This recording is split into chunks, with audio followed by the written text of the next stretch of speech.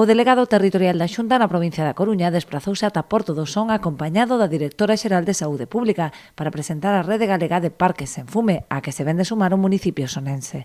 O que pretendemos tamén é que en espacios onde se pode levar ou espacios que se asocian a unha vida xa, pois sí que é máis importante que consigamos que se afaste, non, esas imaxes de ver a xente pois fumando ou tendo un hábito de vida non saudable en entornos onde todos asociamos precisamente ao contrario.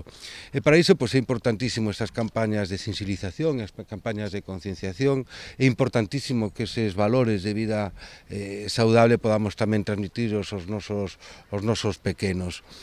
E para iso é importantísimo ter a colaboración que temos cos concellos. Son moitos os espacios das familias, dos nenos, de espacios de practicar hábitos de vida saudable, onde son precisamente os concellos os que teñen a súa titularidade, onde son os responsables de xestionalos.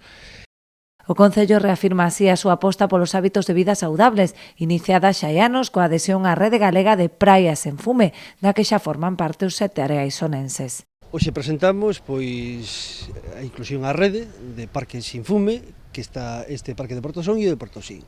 Bueno, pero xa vimos traballando de hai anos, non? Nós temos 7 playas aquí en Porto do Son, tamén playas sin fume.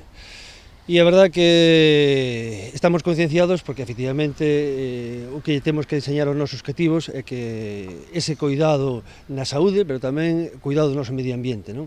Moitas veces xa non só é o fume, senón as cabichas que aparecen nas playas, que se deixan enterradas na area, que tanto traballo nos dá, que vai aos sumideiros, e iso tamén é unha campaña un pouco en xeral, non? E a verdad que non vamos a terminar aquí, vamos a seguir concienciando a xente de que se coide o noso medio ambiente, de que se coiden as nosas playas e o máis importante, que cuidemos a nosa saúde, non?